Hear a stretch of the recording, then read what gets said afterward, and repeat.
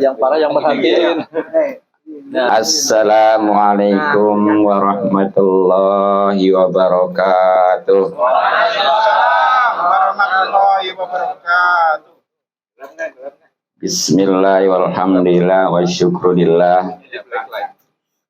Wassalatu wassalamu ala rasulillah wa ala alihi wa sahbihi wa mawalah.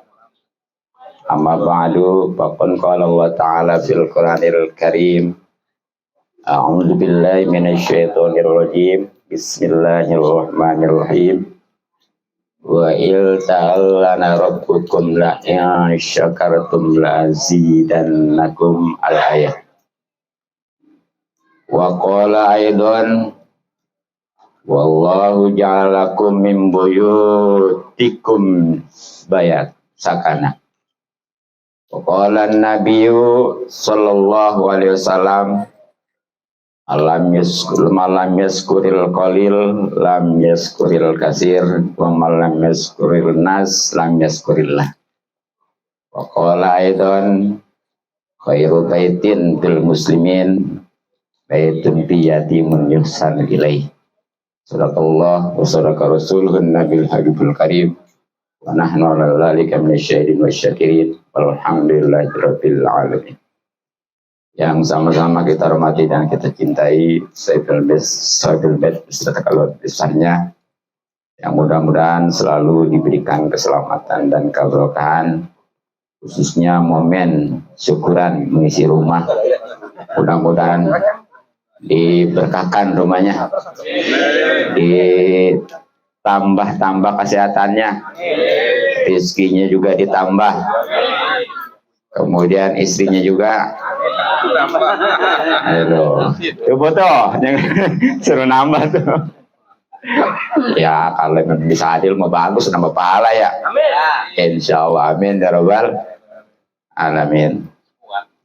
Kepada Ketua DKM Masjid At-Taqwa, yakni Al-Ustadz Abdul Rahmin serta jajarannya, khususnya pada para guru, baik itu Akhiratillah Ustadz Nanang, Al-Ustadz Haji Imam Basuki, Al-Ustadz Nurdin, Al-Ustadz Dahlan, Al-Ustadz Haji Pitoyo, sekaligus YouTuber juga, dan Pak Sarijo, YouTuber yang eksis. Mudah-mudahan diberikan pahala yang berlipat ganda. Alhamdulillah. Kepada aparatur pemerintah, khusus Bapak RW di rumah lagi aja kali ya. Iya, alhamdulillah kalau RT mah banyak nih berkah. Mudah-mudahan menjadi contoh dan pastinya selalu di dalam petunjuk Allah Subhanahu Wa Taala sehingga bisa menjalankan tugasnya dengan amanah. Karena seorang aparatur pemerintah kalau bisa menjalankan dengan amanah, satu harinya itu lebih baik daripada ibadah 60 tahun. Kele Ustadz mah kayak juga. Cuma itu adil amanahnya ini kadang-kadang ya. Tapi insya Allah RT RW di sini mah ya. Pada para bapak hadirin, mudah-mudahan kita semua selalu dimuliakan dan diberikan taufik serta hidayah atau petunjuk oleh Allah Subhanahu Wa Taala. Mudah-mudahan kumpulan kita dirahmati dan diberkati serta diridhoi oleh Allah Subhanahu Wa Taala, juga mendapatkan pahala besar dan banyak dunia lebih-lebih akhirat. Amin ya rabbal alamin. Pertama, alhamdulillah kita bisa sama-sama silaturahmi. Mudah-mudahan rezeki kita semuanya dimudahkan dan dipanjangkan serta dibarokahkan. Umur kita dipanjangkan dalam keadaan sehat lahir batin, dan dengan pembacaan hadiah puji tadi serta doanya mudah-mudahan diterima oleh Allah Subhanahu Wa Taala, sehingga para ahli kubur, baik itu guru-guru kita, orang tua mertua, dan saudara-saudara kita, khusus saudara Saiful Bait, yang ampuni dosa-dosanya, diterima amal ibadahnya, dan yang paling utama diridhoi oleh Allah Subhanahu Wa Taala. Hadirin rahimakumullah, kita semua pasti pengen bahagia, betul? Betul. Berbagai cara agar orang bisa jadi bahagia diusahakan. Baik itu korban waktu, harta, tenaga, bahkan nyawa sekalipun. Nah, di antara resep daripada bahagia, sebagaimana Rasulullah Shallallahu Alaihi Wasallam sabdakan, min sa'adat ibni Adam az-zawjatus sholihah. Jadi di antara ciri atau rumus untuk bisa bahagia bagi anak manusia, khususnya kita, adalah semuanya ada 3 menurut hadis ini. Di antaranya adalah memiliki istri yang solehah. Sebaliknya, atau istri juga memiliki suami yang soleh, insya Allah. Nah, khususnya istri yang solehah ini yang gimana? Ya, sampai-sampai kan khairul mata al-maratu solehah, betul. Sebaik-baiknya perhiasan dunia itu adalah istri yang solehah. Itu ada lagu omakannya. Bisa, Wak? Oke. Hani. Marah. Ini, Wak. Rasulullah sabdakan, khairun nisa man nazarta ilaika sarrotka. Yaitu seorang istri, kalau kalian, khususnya para suami, melihat itu menyenangkan. Tuh, diantara ciri istri solehah.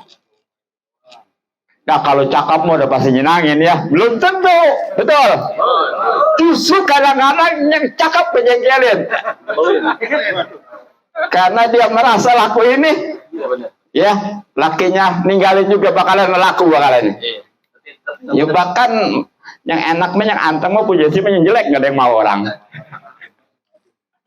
Jadi itu, kalau istri yang kita pandang menyenangkan, itulah diantaranya ya. Ya terutama di sini kalau memang mengandalkan daripada fisik, ya mungkin nggak bakal awet, sebab temporer sifatnya ya. Yang namanya kecantikan, mungkin masih muda mah cantik, kalau udah tua peot. Nah, makanya yang paling penting nih dari akhlak. Sampai-sampai tuh yang namanya Siti Khadijah, padahal waktu menikah dengan Rasulullah lebih tua 15 tahun dengan Rasulullah. Pada saat itu Rasulullah usia 25, sedangkan Siti Khadijah 40 ya. Nah, ketika Siti Khadijah wafat, itu kira-kira Rasulullah baru diutus jadi nabi 10 tahun. Masih di Mekah waktu itu ya. Ya kalau memang itu nikah, berarti kalau umpamanya 40, kurang lebih Siti Khadijah usianya 50 tahun pada saat itu. Cukup tua kan? Tapi walaupun tua, itu Rasulullah selama menikah dengan Siti Khadijah nggak pernah poligami. Oh ya. Setelah bercerai baru meninggal itu ya.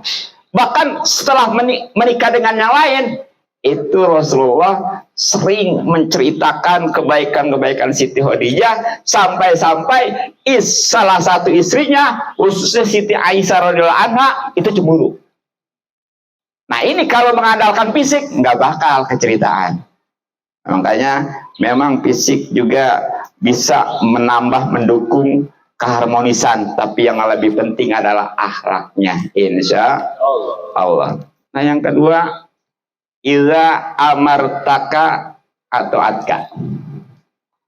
Istri soleha itu perempuan yang paling baik sebagai perhiasan dunia. Ketika kita ini nyuruh, dia nurut dalam kondisi bagaimanapun juga. Bahkan nih, yang namanya suruhan suami, sesuatu hal yang tadinya mubah atau sunnah bisa jadi wajib. Kalau yang wajib, ya itu memang udah wajib. Makanya kalau kita kasihan sama istri, jangan ntar aja nyuruh, ya kasihan. Takut umpamanya dia nggak mau, durhaka gitu. Kalau memang kita ini jangan nyuruh bahasanya, seperti kita pengen ngopi, jangan seduh kopi, gak usah gitu. Pokoknya mah pengen ngopi, belum ngopi apa gitu. Ngerti kan gitu ya? Secara tidak langsung nyuruh padahal itu. Kalau nggak panci lempar. Nah jadi itu, jadi wajib walaupun itu perkara mubah ya, kalau sudah disuruh oleh suami.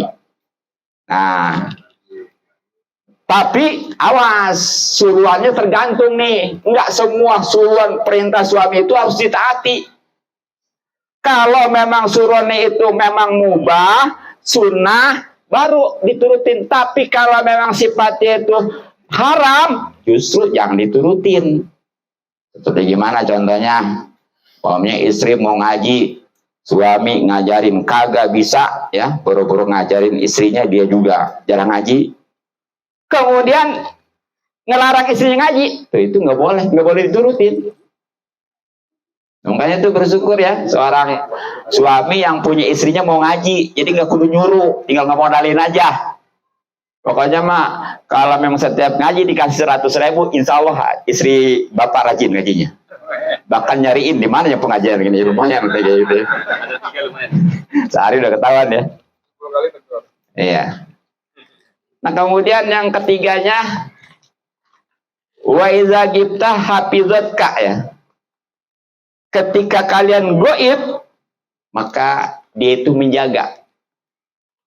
Jadi ketika kita nggak ada di rumah, apa karena kerja ataupun apa ya, itu istri menjaga. Baik kehormatannya maupun harta kita. Jadi nggak selingkuh, baik selingkuh harga diri maupun selingkuh harta. Itu baru istri yang solehah. Nah lebih jelas lagi di surat An-Nisa bagaimana fasolihatu qoditatun hafizatul lil ghaibi bima hafizallah. Betul. Jadi yang dinamakan istri yang soleh itu adalah qonitatun, yang taat benar-benar kepada Allah. Kemudian dia hafizatun, menjaga harga dirinya lil ghaibi, ketika suaminya tidak ada di rumah. Jadi jangan sampai suami di rumah mah kayaknya alim. Maksud alim di sini bukan pinter. Jadi pokoknya mah lugu gitu ya. Giliran suami keluar, naudzubillah. Waduh gitu ya. Selingkuh lah, naudzubillah min jali. Nah jadi itu tuh yang pertama. Kalau pengen bahagia, milikilah istri, carilah istri yang solehah. Kalau memang ada, saya juga insya Allah mau. Apa lagi? Pikir dulu. Yang kedua, kalau ingin hidup bahagia adalah wal maskanul soleh. Memiliki rumah yang layak, yang patut dalam riwayat yang lain al maskanul wasi, rumah yang luas. Nah pengertian luas di sini bisa memang dari fisiknya luas, kan enak kalau nggak mau rumah ya. Kita mau bagaimana bahkan main bola juga kalau ketua DKI ya. Tapi yang paling penting adalah hati penghuninya. Sebab kadang-kala rumah luas, tapi karena penghuninya hati sempit, itu rumah seluas apapun jadi sempit, betul? Tapi kalau itu hatinya pada lapang, walaupun rumah sempit, insya Allah luas. Dan yang ketiganya adalah wal markabus soleh. Kalau pengen hidup bahagia, miliki kendaraan yang patut. Nah, penting memang nih kendaraan ya. Kita apalagi zaman sekarang kan, mau kerja jangankan yang jauh, yang dekat sekalipun, kalau nggak pakai kendaraan kayaknya sekarang berat. Beda zaman dulu gitu ya. Nah, tapi itu baiknya kendaraan yang patut, yang baik, sama seperti rumah tadi, istilahnya yang layak. Jadi kalau bisa mah jangan sampai memaksakan diri. Jadi belum mampu ya. Udah apalagi yang namanya kita pengen kendaraan, kalau bukan berdasarkan kebutuhan, itu stres. Jadi orang beli kendaraan itu ada kalanya memang berdasarkan kebutuhan, ada berdasarkan hobi. Kalau hobi, stres. Tapi kalau kebutuhan, insya Allah enak. Apa bedanya? Kalau kebutuhan, nggak peduli walaupun motor setiap tahun tuh ganti, mobil umpamanya ganti, ya model-modelnya gitu, nggak pengaruh. Yang penting mah dia masih bisa untuk menggunakannya. Tapi kalau hobi, walaupun dia masih punya, padahal masih layak untuk dipakai, tapi karena hobi itu pengennya yang baru, yang baru begitu aja. Akhirnya kalau memang kebeli, mending. Tapi ini nyatanya kagak, yang ada stres. Nauzubillah min dzalik. Nah, jadi intinya dari hadis ini, kalau kita pengen bahagia, kita harus memiliki rumah yang memang patut, yang bisa menjadikan ketentraman, kedamaian dalam hidup kita ini. Makanya di dalam Al-Quran, surat An-Nahl ya, sebagaimana tadi mukadimah saya sampaikan, Wallahu ja'ala lakum min buyutikum sakana. Allah sudah menjadikan untuk kalian dari rumah-rumah kalian sebagai tempat tinggal. Ibnu Katsir salah satu ahli tafsir menafsirkan maksud daripada rumah di sini adalah suatu nikmat yang paling besar, karena dengan adanya rumah kita bisa terlindung daripada panas, daripada dingin, daripada hujan, terutama kita bisa menutupi aurat keluarga kita. Betul? Kalau nggak ada rumah kira-kira bisa nggak deh? Nernak.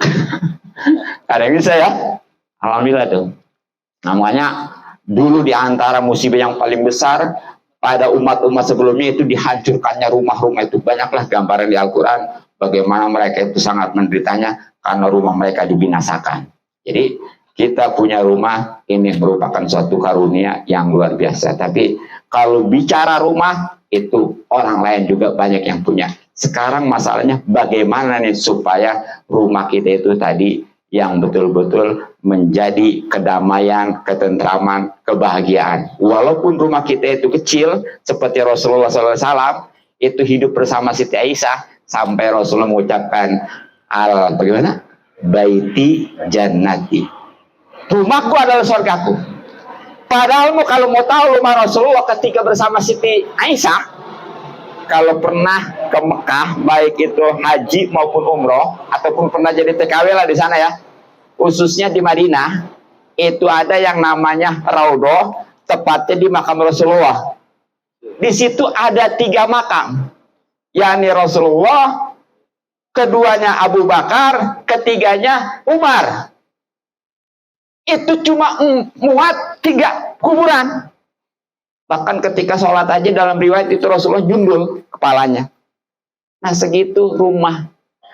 Seperti itu Rasulullah masih sempat mengucapkan baiti jannati. Jadi ukuran kebahagiaan mah bukan karena luasnya rumah, bukan karena meganya rumah, tapi daripada penghuninya.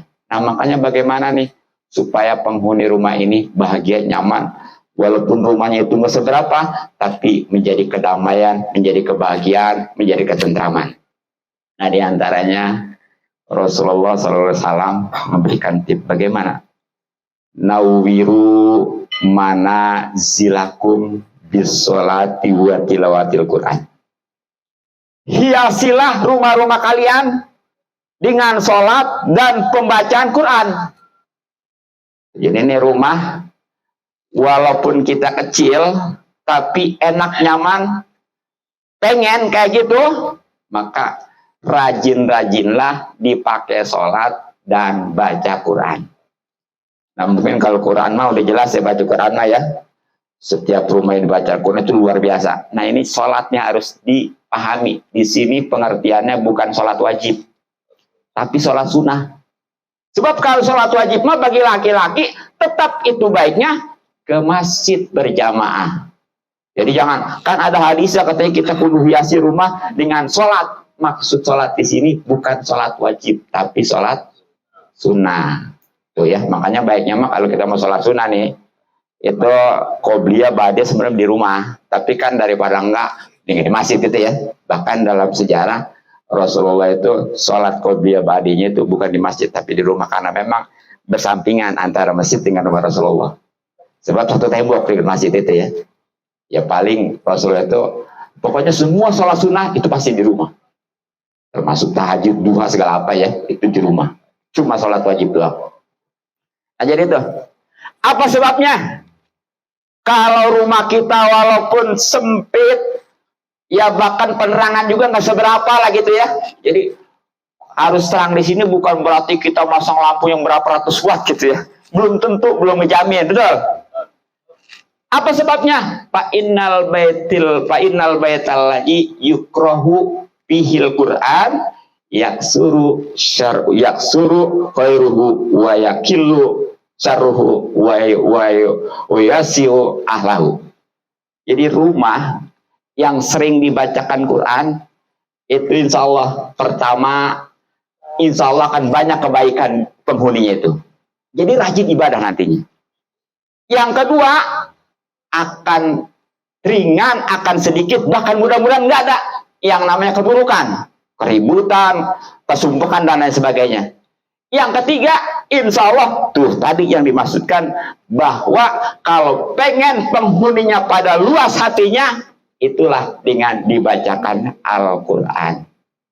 Bahkan kalau ada rumah-rumah ada angker ya, nggak usah kita repot-repot, itu ada jaminan di hadis.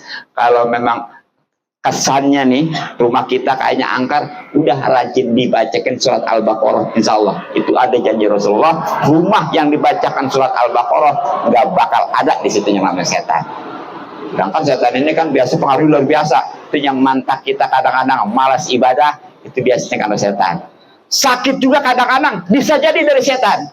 Makanya kalau pengen terhindar, rajin-rajin dibacakan Al-Quran, khususnya surat Al-Baqarah, insya Allah. Nah kemudian apa lagi nih? Kalau rumah kita pengen baik, pengen berkah, pengen nyaman, Rasulullah bersabda, la tadkhulul malaikah baitan fihi kalbun wala suratun. Jadi malaikat tidak akan masuk kepada suatu rumah yang mana di rumah itu ada anjing dan ada gambar. Jadi kalau rumah ini nggak ada anjing, ada gambar, itu jangan diharap untuk bisa bahagia penghuninya, untuk bisa nyaman, untuk bisa tenang. Karena apa? Di sini pengertian malaikat juga bukan seluruh malaikat, terutama malaikat Raqib Atid. Kalau memang seluruh malaikat, terutama malaikat Raqib Atid, enak kan kita ya? Berarti kalau masuk rumah itu kita masuk juga aman. Iya. Orang nggak ada pencatatnya. Nggak ada pencatatnya kan? Nah di sini maksud malaikat adalah malaikat rahmat. Malaikat yang menebar, yang mencurahkan, yang membagikan rahmat. Nah karena nggak masuk, berarti penghuni rumah itu jauh dari rahmat Allah. Makanya wajar kalau ribut dulu, kalau sumpah hatinya. Nauzubillah, men. Ya. Itu makanya ya, Bapak. Tuh, insya Allah kalau orang-orang yang selamat itu yang namanya anjing mah enggak ya. Tapi kalau di daerah mana ya, Sukabumi ke sono no, itu walaupun orang Islam, ya kadang-kadang mah itu anjing kayak kucing dia nih di kampung-kampung itu. Ya lewat Pelabuhan Ratu ke sana tuh. Pernah saya ceramah di situ. Waduh, anjing dulu kayak kucing. Kaget, dia udah biasa rupanya ya. Mandoh itu ya. Namanya kamu apa tuh sok tuh? Lewat Pelabuhan Ratu ke sana. Ah, bukan. Ya pokoknya lewat Pelabuhan Ratu aja. Itu ya.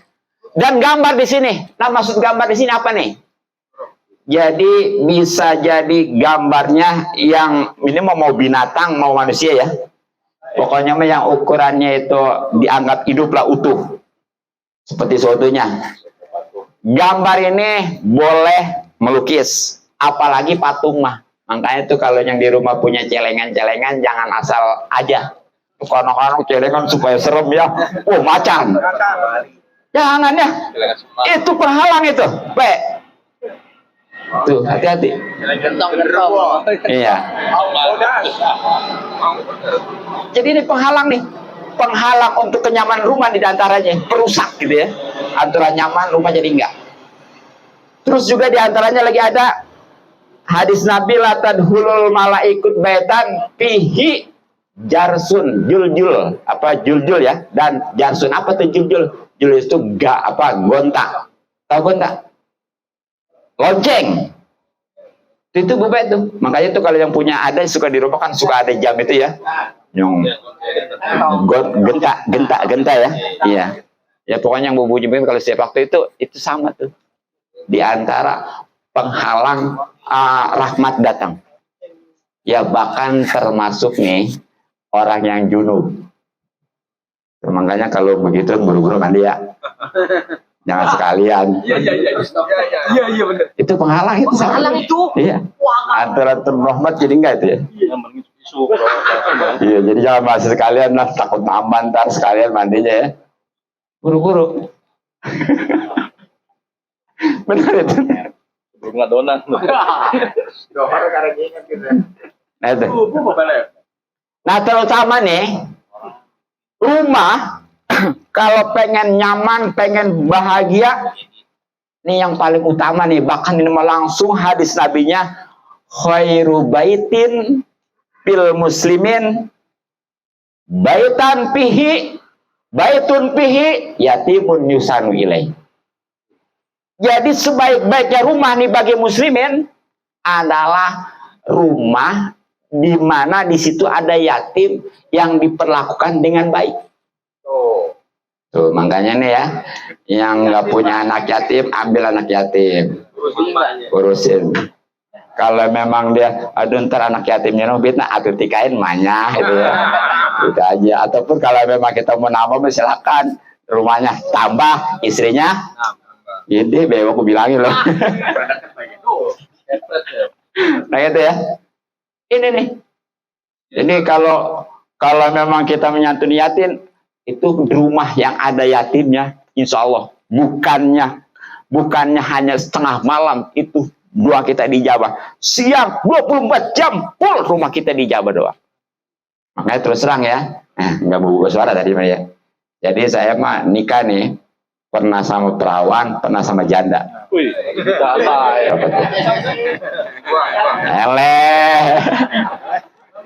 Iya. Nah khususnya nih, saya ngurusin yatim 3. Yatim 3 ya, dari kecil. Ya karena tadi supaya nggak fitnah sekalian. Oh gitu. Apa sekali? Mak jadi 3 ya. Ya kalau emang udah punya, kenapa silakan aja kalau berani mah ya. Sebenarnya semua juga pada pengen ini, cuma masalahnya nggak berani. Istiqomah. Istiqomah. Istiqomah dimarahin diri. Itu subhanallah. Ya, kurang lebih kalau masalah sekitar dari tahun 2000 sampai 2000 kurang lebih 10 tahun ya. Itu 10 tahun atau 11 tahun lamanya. Saya alhamdulillah dari nol terus terang. Itu pokoknya mah motor baru setiap tahun, kalau mau kebeli, mobil kebeli, rumah ke tingkat karuan. Haji pertama haji dulu saya targetnya. Sebab saya kalau umpamanya belum haji, takutnya begitu saya ngumpulin harta, mati belum haji, takutnya disuruh mati Yahudi Nasrani. Makanya ketika waktu itu saya ngarah aja, pokoknya saya kalau belum haji, nggak bakal saya kalau istilahnya kita cari harta, ngumpulin harta sebanyak-banyaknya. Makanya berkat itu gara-gara haji, apalagi kan ada keterangan al-hujaju wabdullah. Haji itu adalah jamaah, itu adalah tamu-tamunya Allah. Makanya in anfaku uhlifa alaihim. Kalau dia diinfakkan di jalan untuk haji, maka pasti diganti. Itu kalau yakin mah. Insya Allah. Itu makanya ya, kalau memang kita ingin rumah kita walaupun istilahnya kecil, gelap, tapi benar-benar kerasnya luas, terang, nyaman, tentram, damai, itulah tadi resepnya. Banyakin baca Quran, banyakin sholat sunnah, kemudian hindarkan tuh tadi yang namanya gambar-gambar, yang namanya anjing, insya Allah ada ya, termasuk lonceng. Tapi yang lebih dahsyat lagi, kalau memang rumah kita ingin ini nyaman, tenang, damai, dan jadi sukses, adalah di dalamnya ada yatim. Menguning untuk kajian, untuk tausiah tentang keutamaan rumah dan meraihnya bagaimana, cukup ya. Selanjutnya, sebagaimana biasanya, kita walaupun sedikit tabaruk untuk ngaji. Dan karena memang inilah yang wajib, kalau tausiah tadi sebanyak apa nggak wajib ya. Yang wajib adalah ngaji. Mungkin cukup, mudah-mudahan manfaat.